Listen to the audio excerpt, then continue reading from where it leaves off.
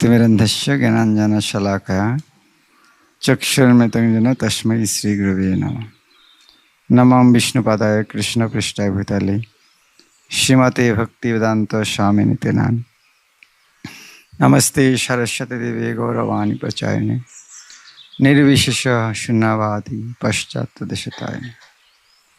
श्रीचैतन्य मनोभीष्टं स्थापितं येन भूतले स्वयं रूप कदा मह्यं ददाति स्वपदान्तिकं।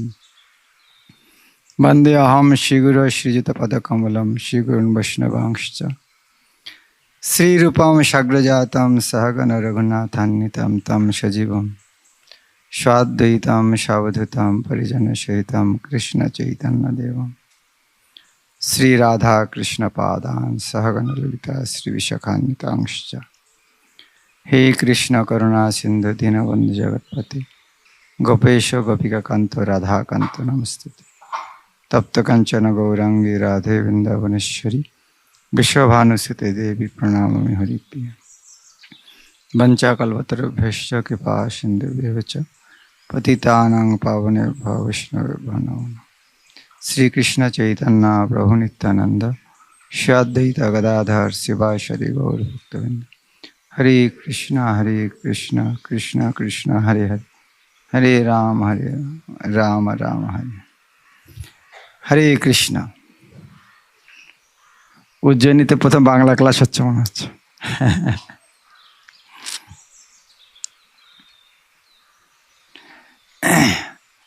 তো বাঙালিরা সেই উৎসবে সমস্ত হিন্দি আর ইংরেজিতে হয় যেন পেট ভরে না। সেই জন্য আমরা ভাবছি যে এক তো বাইরে থাকতে হয়, সেটার একটা কষ্ট, ভাষা বোঝা যায় না, সেটার একটা কষ্ট। তো উৎসব শেষে যখন এই দুটি এখানেও জায়গা পাওয়া যায় বাংলা ভাষায় কথা বলা, তখন উৎসবটা পরিপূর্ণতা লাভ করে।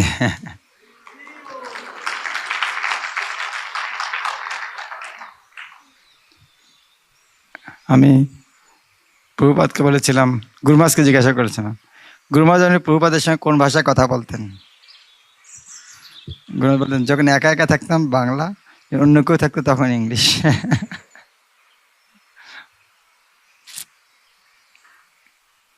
তো প্রভুপাদ যখন গান লিখেছেন, তো গুরুদেবের কাছে প্রার্থনা, কৃষ্ণের কাছে প্রার্থনা, তখন তিনি বাংলা ভাষায় লিখেছেন। তো মাতৃভাষার একটা আলাদা আলাদা কি বলে ভালোবাসা তো থাকেই। যাই হোক, কৃষ্ণ ভক্তি ভাষার উপর নির্ভর করে না। তো দীক্ষা অনুষ্ঠান কি আমরা আনুষ্ঠানিকভাবে গুরুকে স্বীকার করি। গুরু তত্ত্বটা আসলে কি? এটার কঠিন তত্ত্ব। শাস্ত্রের দুটি তত্ত্ব অত্যন্ত কঠিন, একটা গুরু তত্ত্ব আর একটা শিব তত্ত্ব। যেমন শিব যদি বলা, শিবকে যদি বলা হয় একজন সাধারণ লোক, তাহলে বড় অপরাধ। আর শিবকে যদি বলা হয় ভগবান, সেটা আরো বড় অপরাধ। তাহলে কি বলা যাবে শিবকে? বলো যে শিবকে যদি যস্তু নারায়ণের দেবং ব্রহ্ম রুদ্রাদি দৈবতই, যদি ব্রহ্ম শিবের সঙ্গে সঙ্গে বিষ্ণুকে তুলনা করা হয়, স্বপাষণ্ডী ভবে ধ্রুবম। যদি শিবকে কৃষ্ণের সঙ্গে তুলনা করে পাষণ্ডী। আবার কেউ শিবকে যদি সাধারণ জীব বলে, সেও পাষণ্ডী হবে। তো দুই তত্ত্ব, একজনকে দুই হত বিবেচনা করা কঠিন। অনুরূপভাবে যদি কেউ বলে গুরুদেব হচ্ছেন ভগবান, তাহলে সে হচ্ছে কি? গুরুদেব হচ্ছেন ভগবান, সে হচ্ছে গরু, সে গুরু নয়। গুরুদেবকে ভগবান মানা যাবে না।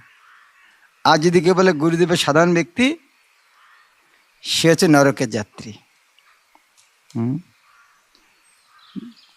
যদি অর্চায়াম শিলাধি, বিগ্রহকে পাথর মনে করা যায়, বৈষ্ণবে জাতি বুদ্ধি, বৈষ্ণবকে যদি কোনো জাতির বলা অমুক জাতির, আর গুরুষু নরমতি, গুরুকে সাধারণ ব্যক্তি মনে করা হয়, সাধারণ মানুষ, তো সে নরকের যাত্রী।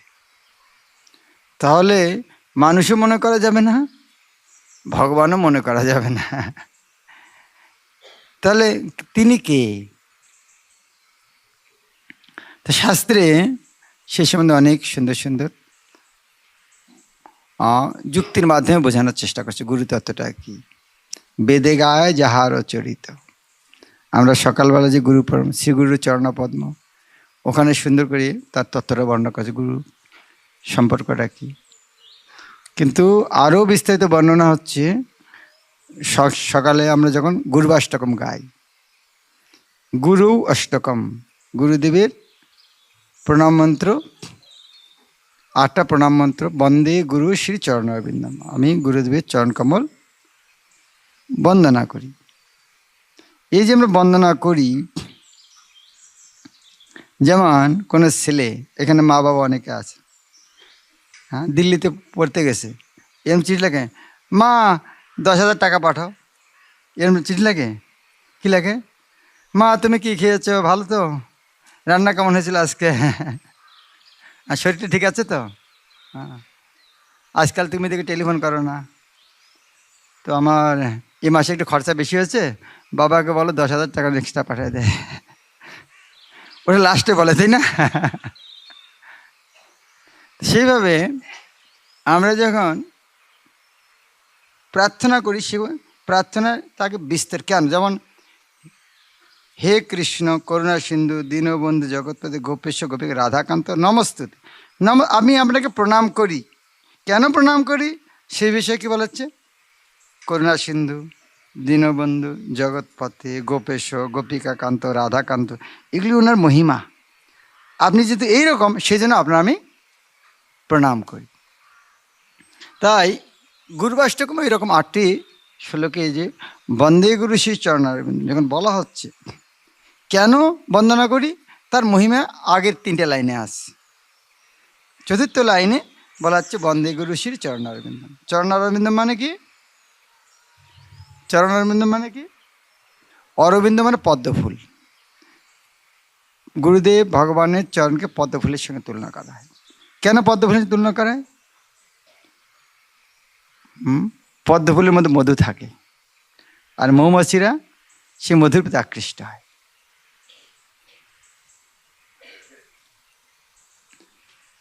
বন্দে গুরু শ্রী চরণ অরবিন্দম, চরণ অরবিন্দম। প্রথম শ্লোকে বলা হচ্ছে সংসার দাবানল। সংসারটা কিসের সঙ্গে তুলনা করা হচ্ছে? দাবা অনল, দাবা হচ্ছে বন, বনের আগুন। এই সংসারকে অনেক প্রকার তুলনা করা হচ্ছে বোঝানোর জন্য। তো একটা হচ্ছে কখনো বলে বনের সঙ্গে তুলনা করা হচ্ছে, বনের মাঝখানে যদি হারিয়ে যায় কেউ, যেমন পুরা ভারতবর্ষ যদি একটা বন হয়, পুরা বন, মাঝখানে যদি বনের মধ্যে পরে রাস্তা খুঁজে পাবে? বনের সঙ্গে তো ভবাটবই বলছে। কখনো বলা হচ্ছে দাবানল, বনের আগুন। বনের মধ্যে একটা পশু আছে, বনে আগুন লেগে গেছে, তার অবস্থাটা কী হবে? তো আমরা এই জগতে দাবানলে ভুগছি, বনের আগুনে ভুগছি। সে বনের আগুনটা কি? দাবানলটা কি? জন্ম মৃত্যু জরা ব্যাধির চক্র। সবসময় ভয়ের মধ্যে আছি, কখন মারা যাব, বৃদ্ধ হচ্ছি, যে কোনো সময় রোগ হতে পারে, এগুলো একটা ভয়। এই যন্ত্রণা ভুগছি, সংসার দাবানল। এটা কে লাগিয়েছে? কেউ লাগায় না, অটোমেটিক কোথা থেকে লেগেছে। বনের আগুন কেউ লাগাতে যায় না, গাছে গাছে সংঘর্ষ হয়, হাওয়ায়, তখন আগুন জ্বলে।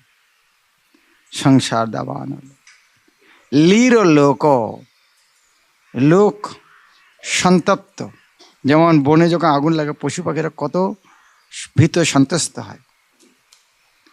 তো এই জগতে সংসার দাবা নল লোক, এই লোকে মানুষ সংসার দাবানলে জ্বলে পড়ে মরছে। তাকে ত্রাণায়, তাকে উদ্ধার করার জন্য, ত্রাণায় উদ্ধার করার জন্য কারুণ্য ঘনা ঘনত্বম, কারুণ্য ঘনা ঘনত্বম। কারুণ্য মানে করুণা, ঘনা ঘনত্বম। ঘনা ঘনত্বম মানে কি? ঘনা ঘনত্ব মানে কি? হ্যাঁ, একজন হাত তুলে বলো, ঘনা ঘনত্ব মানে কি? আকাশে ঘন ঘন মেঘাকে, ঘন থেকে ঘনতর, ঘনা ঘনত্ব। আর কেউ? মেঘের, মেঘের ঘর্ষণ নেই। ওকে। ঘন মানে হচ্ছে মেঘ, যেমন ঘনশ্যাম কৃষ্ণ। ঘন শব্দের অর্থ হচ্ছে মেঘ। আর একটা ঘন শব্দের অর্থ হচ্ছে গাঢ় হয়ে যাওয়া। তো ঘনা ঘনত্ব মানে মেঘ গাঢ় হয়ে যাওয়া। তো মেঘ গাঢ় হয়ে যাওয়া মানে কি? বৃষ্টি হওয়ার আগের মুহূর্ত। মেঘ ঘনা ঘনত্বম হওয়া মানে মেঘটা যখন জল হয়েছে পড়ে যাবে সেই মুহূর্তের কথা বলা হচ্ছে। তো কারুণ্য ঘনা ঘনত্বম, করুণা যখন যখন জগতের লোক এরকম ভৌতিক জ্বালায় পুড়ছে, তখন ভগবানের করুণা তখন ঘনা ঘনত্বম হয়েছে। যেমন প্রভুপাদ, তার করুণা অনেক ছিল, কিন্তু ঘন ঘনত্বম কখন হয়েছেন? আমেরিকা চলে গেছেন, আমেরিকা চলে গেছেন তিনি, তার করুণা কোথায় চিন্তা করা যায়? আমরা এখানে কলকাতা থেকে উজ্জয়িনী আসতে কত অজুহাত লাগাচ্ছি, আর প্রভুপাদ দেখছেন আমেরিকায়।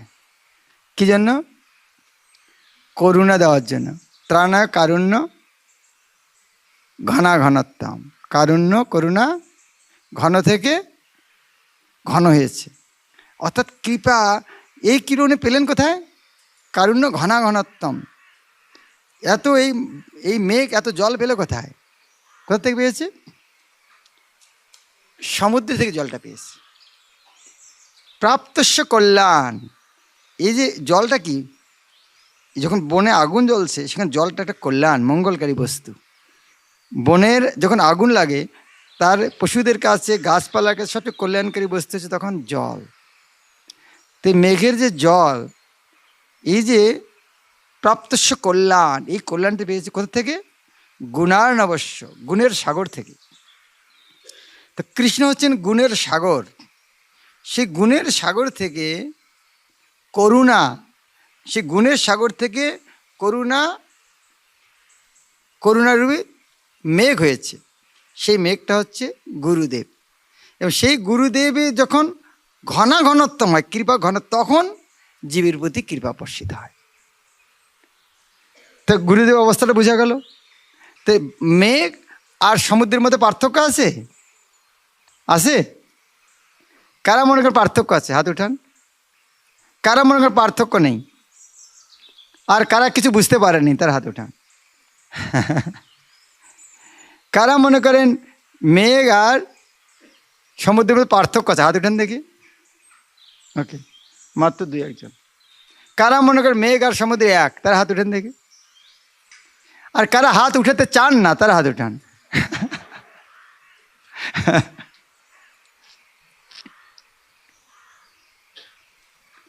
তার মানে আমি কেন বললাম, আমার কথাগুলো বুঝতে পারছি না, বুঝতে পারলাম, হাসি দিয়েছে, তার মানে কথাগুলো বোঝা যাচ্ছে।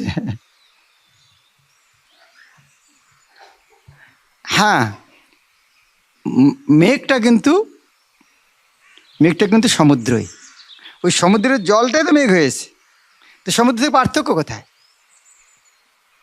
আবার কেউ যদি বলে আকাশের মধ্যে সমুদ্র ঘুরে বেড়াচ্ছে, মানুষ পাগল বলে, কে পাগল বলে? আকাশে সমুদ্র ঘুরে বেড়াচ্ছে। তাহলে মেঘ সমুদ্র, আবার সমুদ্র নয়। তাহলে এখানে কিন্তু শব্দটা কি লাগানো হলো? হ্যাঁ, মেঘ সমুদ্র, কিন্তু এর মধ্যে জলটা লবণাক্ত নয়, মিষ্টি। এমন একটা শব্দ জুড়ে দেওয়া হলো। মেঘ সমুদ্র নয়, সমুদ্র আবার সমুদ্র নয়, কারণ সমুদ্রের জল খাওয়া যায় না, পান করা যায় না, মেঘের জল পান করা যায়। কিন্তু লাগিয়ে তার সম্মানটা আরও বাড়ানো হলো। তো সেই রকম গুরুদেব ভগবান নন, কিন্তু ভগবানের চেয়ে কৃপালু। যখন ভগবানের চেয়ে কৃপালু বলা হচ্ছে, তার মানে তিনি ভগবান নন। যখন কিন্তু লাগানো হচ্ছে, তার ভগবান নন। তো ভগবত তত্ত্ব এইভাবে অচিন্ত্য ভেদাভেদ তত্ত্বতে বুঝতে হবে। এই ত্রাণায় কারুণ্য ঘনাঘনত্বম প্রাপ্তস্য কল্যাণ গুণার্ণবস্য বন্দে গুরু শ্রী চরণারবিন্দম। সেই গুরুদেবের চরণে বন্দনা করি। কেন? আমরা একটা উদাহরণ দেখতে পারি যে কৃষ্ণ তো সব জায়গায় আছেনই, কিন্তু যতদিন প্রভুপাদ আসেন নেই ততদিন আমেরিকার লোককে ভক্ত হয়নি। তা কে বেশি কৃপা করলো, কৃষ্ণ না প্রভুপাদ? প্রভুপাদ। কিন্তু কৃষ্ণের ক্ষমতা ছাড়া প্রভুপাদের কোনো ক্ষমতা আছে? সেটা আবার নেই। তাই আমরা যদি গুণগত বিচারে দেখি, এক, কৃষ্ণ যেটা করেন, কৃষ্ণের কাজ আর গুরুর কাজের মধ্যে পার্থক্য নেই। গুণগত রূপে এক, কিন্তু পরিমাণগত রূপে সমুদ্রের জল আর মেঘের জলের পরিমাণ অনেক পার্থক্য আছে। সমুদ্রে জাহাজ চলে, মেঘে জাহাজ চলবে না। সমুদ্রে বড় বড় তিমি মাছ চলে, চলবে না। আর যা ইলিশ মাছ খেতে চায় তা সমুদ্রের জল মেঘের মধ্যে পাবে না।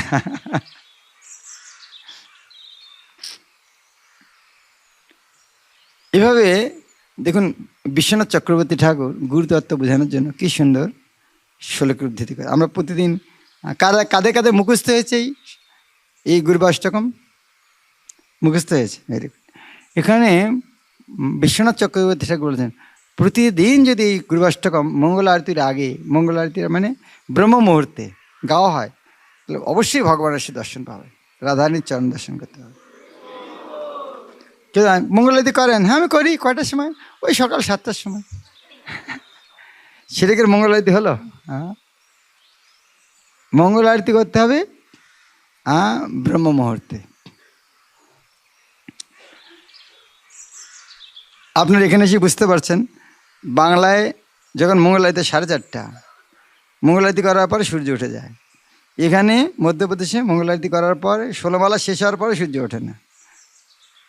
তাহলে চিন্তা করুন, তো বাঙালিদের জন্য ভগবান কত কনসেশন দিয়েছে। ওদের 1 ঘন্টা পরে উঠলে চলে। আর এখানকার 4:30 মানে কি আমাদের ওখানকার পূর্ব বাংলার জন্য 3:30। তো আমাদের বাঙালিদের জন্য কনসেশন দিয়েছে মহাপ্রভু কৃপালু। ওখানে 1 ঘন্টা পরে উঠলেও চলে। তাই আর যেন এখানকে যদি মধ্যপ্রদেশের লোক যদি 4:30 মঙ্গল আরতি করতে পারে, তাহলে বাংলার লোকেদের জন্য কি খুব কঠিন কাজ এটা।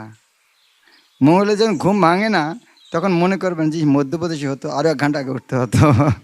এটা ভগবান তো কনসেশন দিয়েছে, আর লেট করা উচিত নয়। দ্বিতীয়টা হচ্ছে মহাপ্রভুর কীর্তন নৃত্য গীত বাদিত্র মাদ্যান মনসরাসন। মহাপ্রভু বিষয়ক কীর্তন, নৃত্য, গীত, বাদ্যযন্ত্র এগুলি শুনে কী হয়? মন রসালো হয়ে যায়। মন রসালো মানে কি? আনন্দে। রসালো জিনিসটা কি? আনন্দের বস্তু। মন ভরে যায়। আমরা শুনেছেন, মৃদঙ্গ বাদ্য শুনিতে মন অবসর সদা আছে। মৃদঙ্গ বাদ্য মহাপ্রভু বিষয়ক যে কোনো কীর্তন শুনে আনন্দ ভরে যায়। এর অর্থটা কি? মহাপ্রভুর তার কত প্রিয়। হ্যাঁ, আপনার যদি কোনো শত্রু তার কথাতে প্রশংসা করে, ভালো লাগে না? গরম হয়, মাথাটা গরম হয়। সেরকম যাকে আমরা ভালোবাসি তার কথা শুনলে কিরম লাগে? মহাপ্রভু কীর্তন নৃত্য, মহাপ্রভু কীর্তন নৃত্য। নৃত্য অর্থাৎ প্রতিদিন না, এখানে নৃত্য নয়, নৃত্য নাচ। মহাপ্রভু কীর্তন নৃত্য গীত বাদিত্র বাদ্যযন্ত্র মাদ্যাত। আনন্দে মাদকতা আসে, এমন আনন্দ। মনস রসন, মন।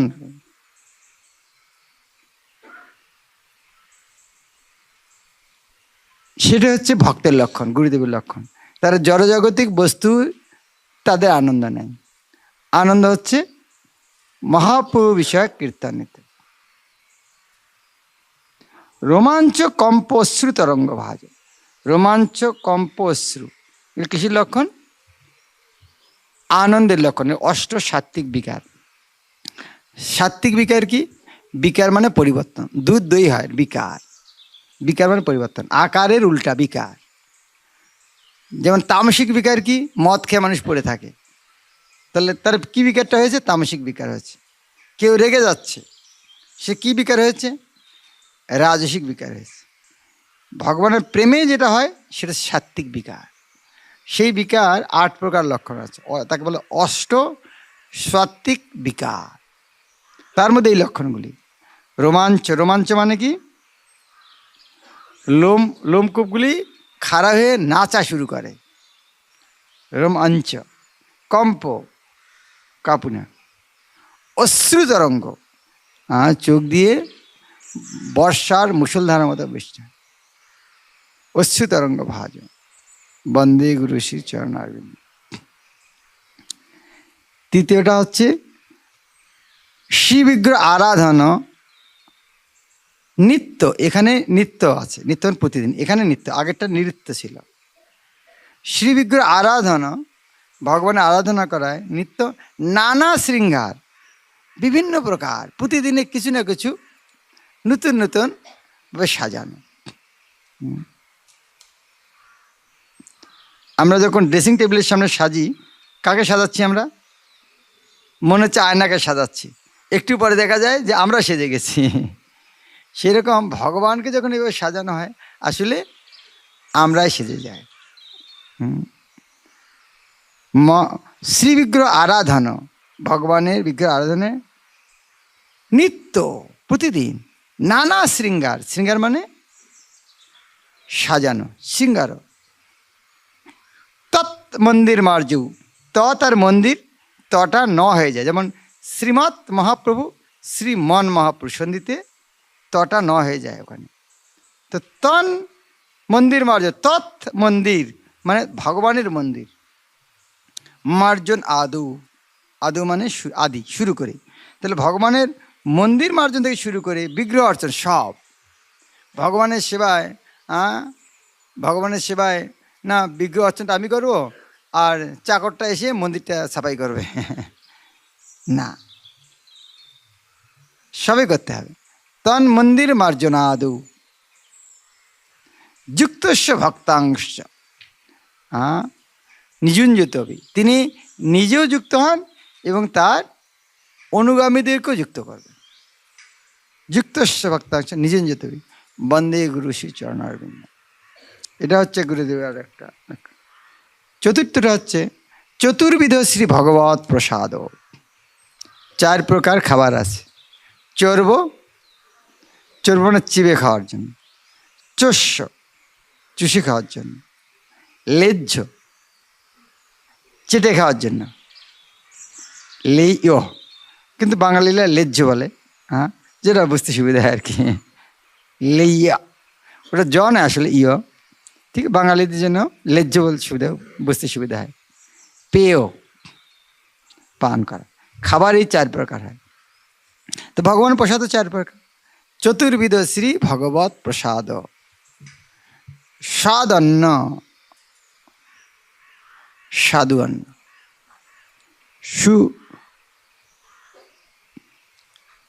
সাধু প্রসাদ।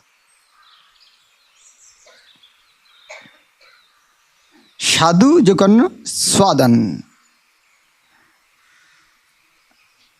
হরিভক্ত সংহার, ভক্তদেরকে ভগবতের প্রসাদ খাওয়ে আনন্দ পান। যেমন মায়েরা বাচ্চাদেরকে প্রসাদ খাওয়া আনন্দ পায়, সেরকম গুরুদেব শিষ্যদেরকে প্রসাদ খাওয়া আনন্দ পায়।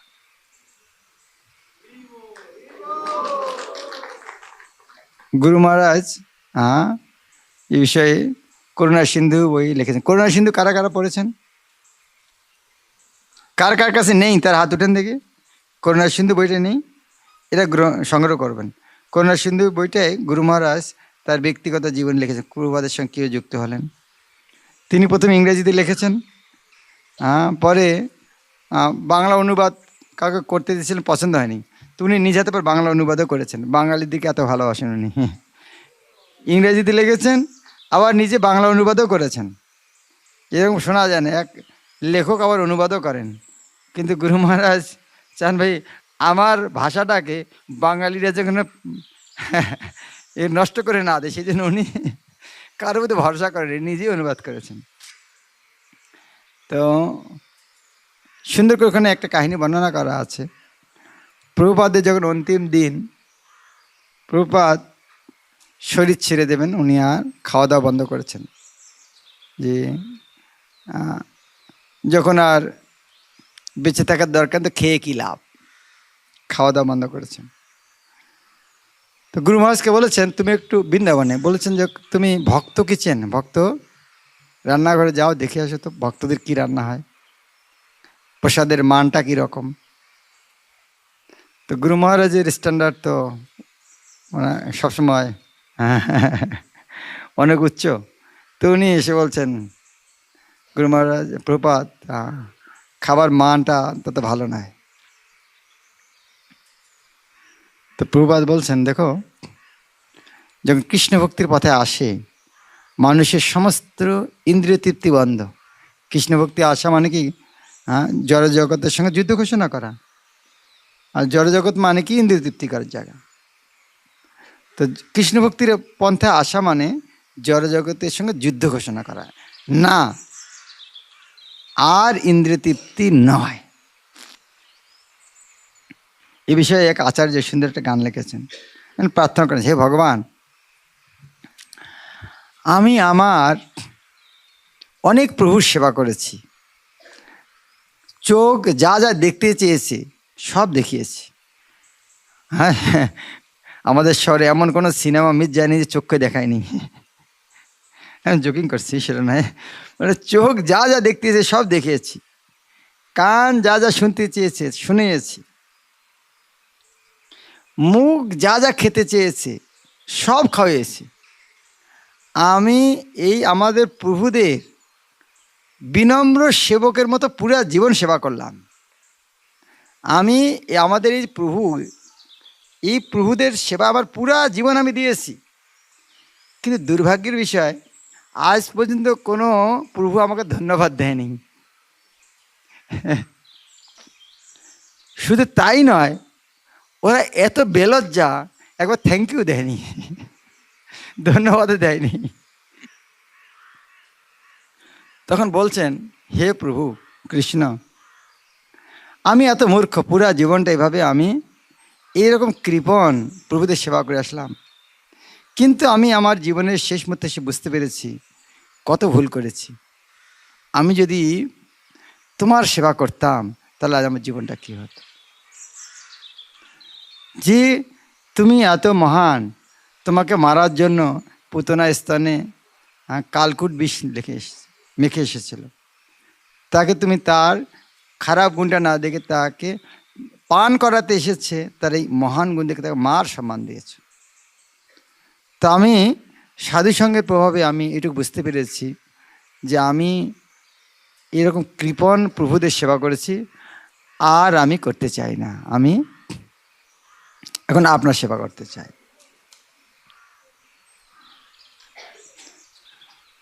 যারা আপনারা কারা কারা বৈষ্ণব অপরাধ করতে ভয় পান, হাত তুলুন দেখি, কারা কারা বৈষ্ণব অপরাধ ভয় পান। এখানে চিন্তা করুন, আপনার ক্লাসের সময় কারো একটা মোবাইলে বেজে উঠলো, অন্য বৈষ্ণব, মাতাজির কোনো বুদ্ধি নেই, তো অন্য বৈষ্ণবেরা বৈষ্ণব চরণে অপরাধ হয়ে গেল।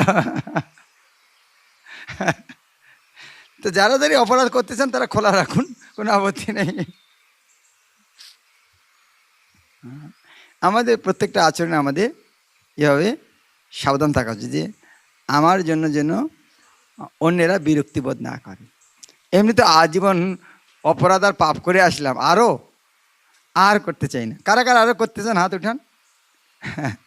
আর করতে চান, তাহলে এই মোবাইলটা বাজলে তো অপরাধ হয়ে যাচ্ছে, সেই জন্য ওটা সাবধান থাকতে হবে।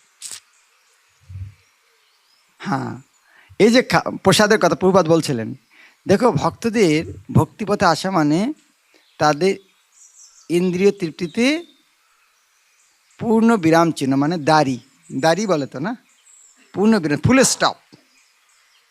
ফুল স্টপ মানে আর আগে নেই। কিন্তু কিন্তু একটা ইন্দ্রিয় খোলা যায়, জিহ্বা। তাই প্রভুপাদ বলছেন, গুরু মহারাজ বলছেন, ভক্তদের সমস্ত ইন্দ্রিয় তৃপ্তি বন্ধ, শুধু জিহ্বা ছাড়া। কৃষ্ণ বড় দয়াময় করিবার জিহ্বা যায়। তাই প্রভুপাদ গুরু মহারাজকে বললেন, তুমি এটা নিশ্চিত করো যেন মন্দির ভক্তদের জন্য প্রসাদের কোনো সমস্যা না হয়, কারণ একটাই ইন্দ্রিয় খোলা আছে, বাকি কোনো ইন্দ্রিয় তৃপ্তি নাই।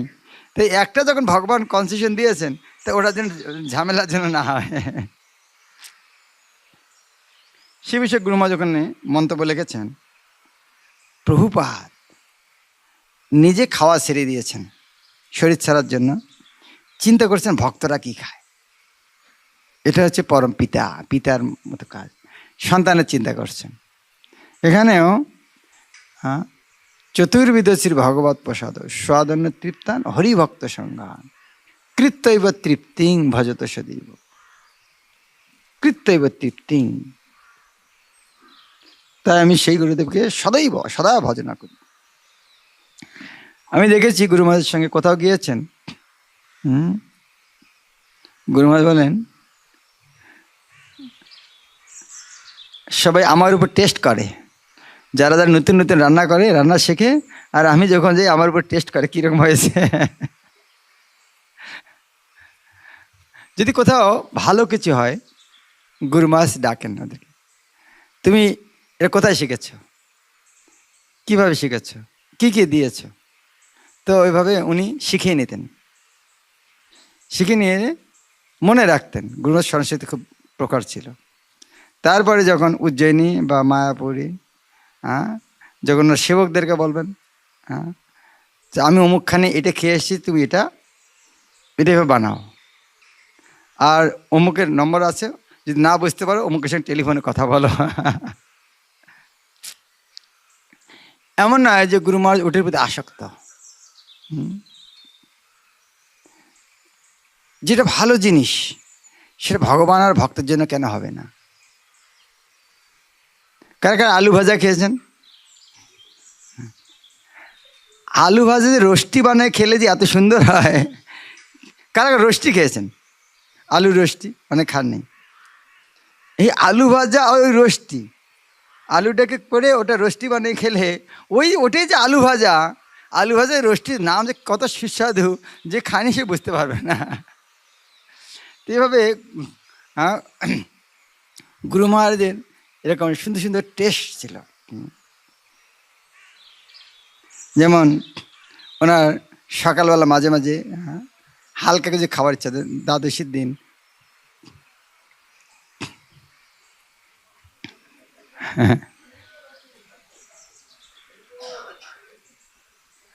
মারো আর ধরো, পিঠে দিয়েছি কুলো, বলো আর কিছু করো, কানে দিয়েছি তুলো।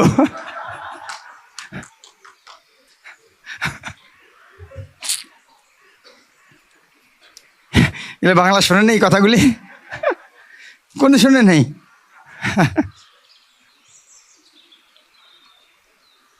কি টপিক ভুলে গেছি, মোবাইলের টিনে ভুলে গেছি। আলু রোস্ট, হ্যাঁ না, আরেকটা বলছেন, গুরু মহারাজ যখন খাবার ইচ্ছে হতো দ্বাদশীর দিন, ওনার স্পেশাল একটা খিচুড়ি ছিল। তো খিচুড়িটা কি, এক বাটি ডাল, এক বাটি চাল, 14 বাটি জল। যে রান্না করবে এত জল দেবো, প্রথমে যে রাঁধুনিকে বলে দেবে ও একটু কম করে দেয়, গুরু মহারাজ বোধহয় একটু বেশি করে বলেছে, 14 বাটি কী করে হয়, এক বাটি 14 বাটি, ওটা হালকা করে দেয়। গুরু মহারাজ, তোমাকে বললাম 14 বাটি দিয়ে, কয় বাটি দিয়েছো? গুরু মহারাজ 12 বাটি দিয়ে। কেন? তোমাকে 14 বাটি বললাম। তো এইরকম ওনার মেজারমেন্ট, তো যেখানে যেটা ভালো ভালো কপি করে রাখেন। তো এমন নয় যে উনি খাবার জন্য পছন্দ করেন। ভগবানের যখন সেবা হবে তখন সর্বশ্রেষ্ঠ বস্তুটা কেন ভগবানের জন্য অর্পণ করা হবে না? আমাকে গুরু মহারাজ বলছেন যে তুমি মাঝে মাঝে রাজভোগ প্রসাদ খাবে, আমি যেরকম খাই, আর রাঁধুনিকে কমেন্ট দেবে, যদি না দাও তাহলে রান্নার মান কমে যাবে। হ্যাঁ,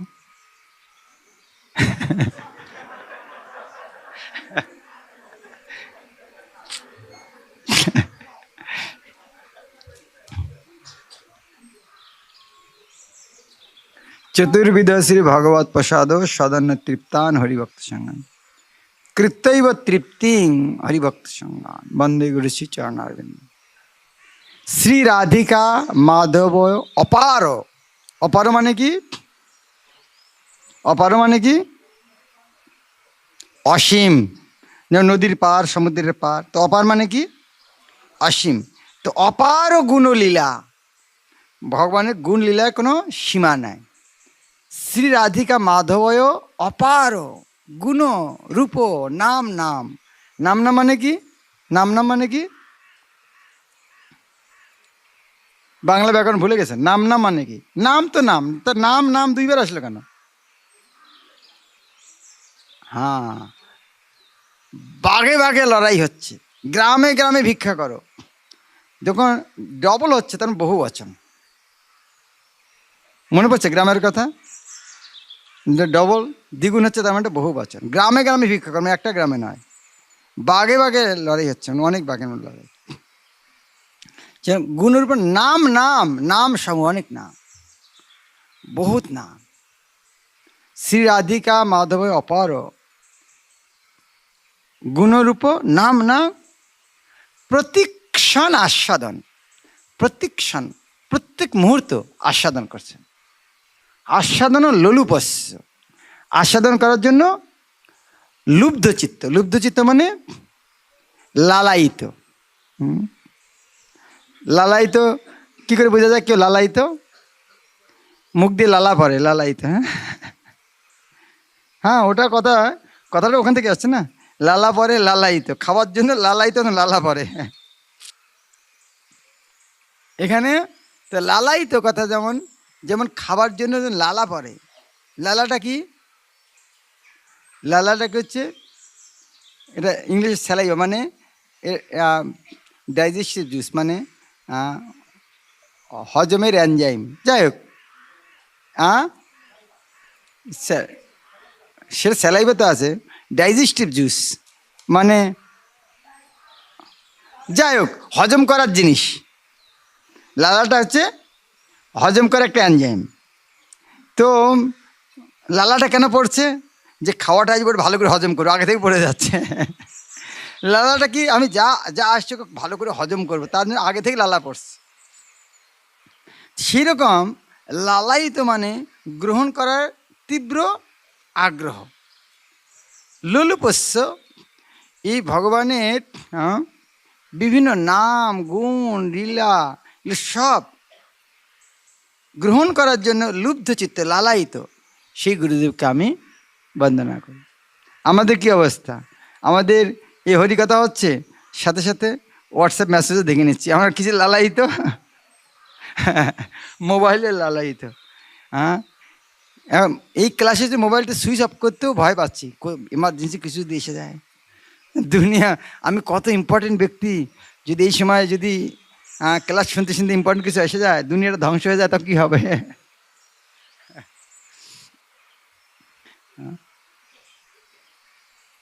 6 নম্বরটা কি? নিকুঞ্জ জুন রতিকেলি সিদ্ধই। নিকুঞ্জ জুন, নিকুঞ্জ বনে জুন দুইজন, রাধা কৃষ্ণ দুজন। রতিকেলি, রতিকেলি মানে রতিক্রিয়া, আনন্দ লাভ। সিদ্ধই, সিদ্ধ মানে দক্ষ।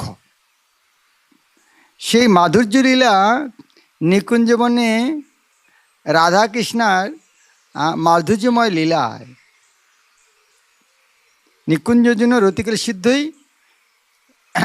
যা যা লিভি, যা যা লিভি মানে কি?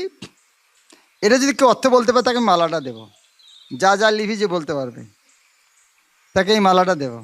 যা যা লিভি মানে কি? হ্যাঁ, যা যা লিভি মানে কি? আর হ্যাঁ হ্যাঁ, আসুন, মালা পেয়েছেন। অর্ধেক হয়েছে, পুরো হয়নি। তবু তবু তবু আসুন, তবু আসুন। অলি মানে মৌমাছি, অলিভি মানে মৌমাছি সম। এখানে মৌমাছি কারা? গোপীরা, গোপীরা মৌমাছির মতো।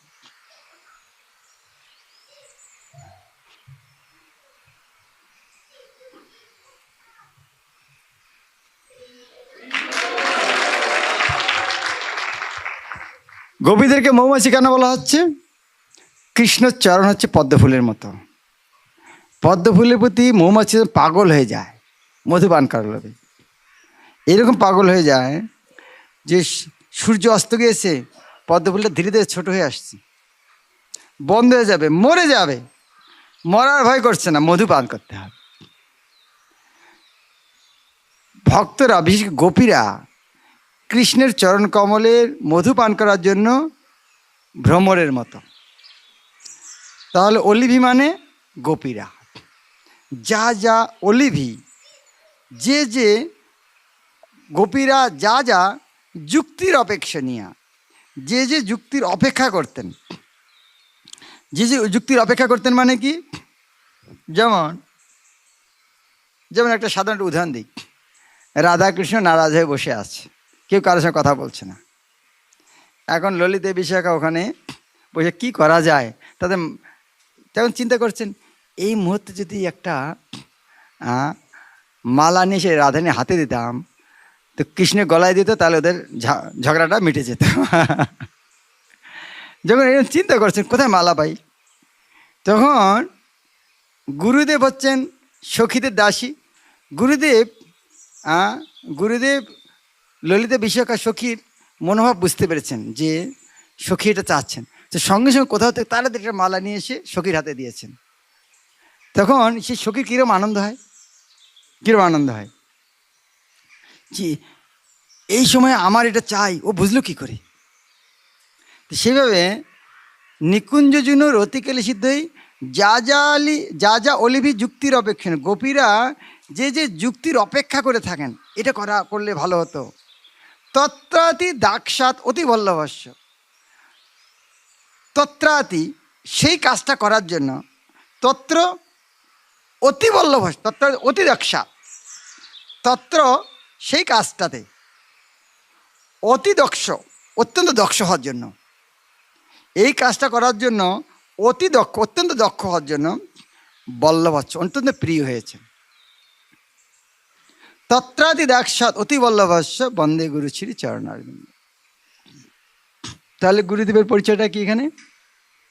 তারা কৃষ্ণের সেবায় সখীদের দাসী। সপ্তমটা হচ্ছে, প্রভুপাদ এই সপ্তম শ্লোকটা বহুত জায়গায় উদ্ধৃতি দিয়েছেন। সাক্ষাৎ ধরিত্তেন না হরিত্তেন, হরি, সাক্ষাৎ ত আর হ একসাথে ধ হয়ে যায়, দয় হয়ে যায়। সাক্ষাৎ হরিত্তেন, গুরুদেব সাক্ষাৎ হরি। কে বলেছে? সমস্ত শাস্ত্রই, সমস্ত শাস্ত্রে স্বীকার করা হয়েছে গুরুদেব হচ্ছেন সাক্ষাৎ হরি। সমস্ত শাস্ত্রই সাক্ষাৎ হরিত্তেন, সমস্ত শাস্ত্রই, সমস্ত শাস্ত্রে বলা হচ্ছে গুরুদেবকে, গুরুদেবকে সাক্ষাৎ হরি। উক্তস্তথা, শাস্ত্রের পরে বিশেষজ্ঞ আছে। উক্ত মানে কি? উক্ত মানে কি? হ্যাঁ, যেন উক্তি মানে বচন, উক্ত মানে যা বর্ণনা করা হয়েছে। তো ওই বিষয়টা সাক্ষাৎ হরি, সমস্ত শাস্ত্রই ওই বিষয়টা, ওই বিষয়টা হয়েছে উক্তই সঙ্গে রুক্তই হয়ে গেছে।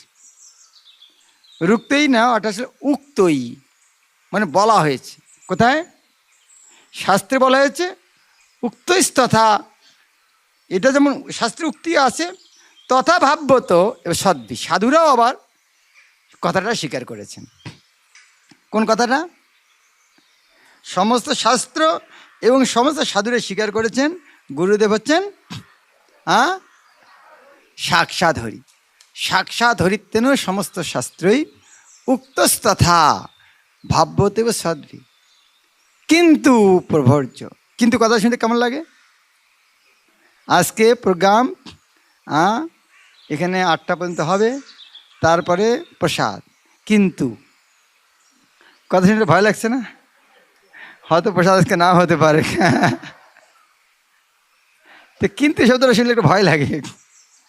তার মানে কিছু একটা আছে, তাছাড়া কিন্তু কথাটা আসলো কেন? হ্যাঁ, কিন্তু যদি এবার যারা আজকে প্রসাদ খাবে তাদের সবাইকে একটা করে ভাগবত সেট দেওয়া হবে। তো কিন্তু লাগালেও এটা আরো আনন্দময় একটা খবর হলো, তাই না? সেই রকম যদি সাক্ষাৎ হতেন সমস্ত শাস্ত্রে, সাক্ষাৎ কিন্তু যখন বলা হচ্ছে, তার মানে সেখানে কিছু একটা অন্য কিছু আছে। কিন্তু প্রভুর যে প্রিয় এবতস্য, কিন্তু যিনি প্রভুর প্রিয়। প্রথমে বলা হচ্ছে গুরুদেবকে হরি, আবার কিন্তু লাগে কি বললেন? তিনি ভগবানের প্রিয়। তো কেউ যদি ভগবানের প্রিয় হয়, তাহলে যেমন এটা আমার হাত, তাহলে আমি হাত, আমার মাথা আমি মাথা, চশমাটা আমার প্রিয়, তার মানে কি আমার থেকে আলাদা। যদি ভগবানের প্রিয় হয় তাহলে ভগবান থেকে আলাদা। দেখুন আচার্যদের কত বুদ্ধিমান, কি সুন্দর একটা শব্দ লাগিয়েছেন। প্রথমে বললেন এক, আবার কিন্তু দিয়ে প্রিয় লাগিয়ে দিয়েছেন। তো গুরুদেবকে এভাবে বুঝতে, কিন্তু প্রভুর যা প্রিয় এবতস্য বন্দে গুরু শ্রী চরণারবিন্দ। শেষেরটা হচ্ছে যস্য প্রসাদাত। প্রসাদ মানে কি? কৃপা। প্রসাদাত বিভক্তি মনে আছে? পঞ্চমী বিভক্তি, যেমন মেঘ থেকে জল পড়ে, পঞ্চমী বিভক্তি। হইতে থেকেছে, সেরকম প্রসাদাত যার কৃপার থেকে, যার কৃপার ফলে, কৃপার ফলে যস্য প্রসাদাত, অর্থাৎ যিনি প্রসন্ন হলে, যস্য প্রসাদাত ভগবত প্রসাদ, যার কৃপা থেকে ভগবানের কৃপা আসে, অর্থাৎ যার কৃপা হলে ভগবান কৃপা লাভ হয়। যস্য প্রসাদাত ভগবত প্রসাদ। যস্য অপ্রসাদাত, ওখানে দেখুন প্রথমটা প্রসাদাত প্রসন্ন হলে, পরটা বল যস্য অপ্রসাদাত যিনি নারাজ হলে। যস্য ন গতি কুতপি, কোথাও জায়গা নেই। যিনি অপ্রসন্ন হলে কোথাও জায়গা নেই। যস্য অপ্রসাদাত, এখানে বইতে দেখবেন যস্যা লেখা আছে, যস্য যোগ অপ্রসাদাত, ওই অকারটা আকার হয়ে যস্যা প্রসাদাত হয়ে গেছে। তো ওটা আমরা যস্যা প্রসাদাত বলতে পারি, বা যস্য অপ্রসাদাত ন গতি কুতপি, কোথাও জায়গা থাকবে না। আমরা আরেকটা গানে শুনেছি সনাতন দাসের, কৃষ্ণ রুষ্ট হলে গুরু রাখিবারে পারে, গুরু রুষ্ট হলে কৃষ্ণ রাখিবারে না। সেভাবে যস্য প্রসাদাত ভগবত প্রসাদ, যস্য অপ্রসাদাত যিনি অপ্রসন্ন হলে ন গতি কুতপি, কোথাও আশ্রয় থাকবে না। তাই কি করা উচিত? ধ্যান, ধ্যান করা উচিত, স্তুবং স্তব করা উচিত, ইয়াস তার মহিমা, ত্রিসন্ধ্যাং 3 বার, অর্থাৎ সারাদিন যে গুরুদেবের কৃপা এই জিনিসটা লাভ হয়, তাই কি করা উচিত? কমপক্ষে সেই গুরুদেবের মহিমা যশ কীর্তন করা উচিত। সেই গুরুদেবের, যে গুরুদেবের এইভাবে কমপক্ষে 3 বার মহিমা কীর্তন করা উচিত, যার মহিমা এত, সেই গুরুদেবের আমি চরণ পদ্ম বন্দনা করি, বন্দে গুরু শ্রী চরণারবিন্দ। আমরা একটা গান গাচ্ছি, কিন্তু তাদের মধ্যে দেখুন কত একটা গভীর তত্ত্ব নিহিত আছে। এখন দুধ আমরা তার গুণ জেনে খাই আর না জেনে খাই, লাভটা কি একই রকম হবে, তাই না? কেউ যদি অর্থ নাও জানি তাতে অসুবিধা নেই, প্রার্থনা করলে হবে। তবে হ্যাঁ, অর্থ জানলে আমাদের ওই ওই ভাবের সঙ্গে আমরা প্রার্থনা করতে পারবো, ওই ভাবনাটা চলে আসবে। তাই আমাদের পণ্ডিত হওয়া আমাদের জীবনের লক্ষ্য নয়, কিন্তু আমরা নিত্য দিন যে যে অনুষ্ঠান ছিল কী বলছি অর্থ জানা উচিত। এক ইংলিশম্যান এক লোককে বলে, ইউ আর আ ডগ। হ্যাঁ, ও গালি, তুমি একটা ডগ। তুই তো ডগ শব্দ শুনিনি, ডগটাও আর কি। তো বলছে, হ্যাঁ, ডগ যদি খারাপ হয়, তুই ডগ, তোর বাবার ডগ, তোর 14 পুরুষ ডগ। আর ডগ যদি ভালো হয়, আমি ডগ, আমার বাবার ডগ, আমার 14 পুরুষ ডগ।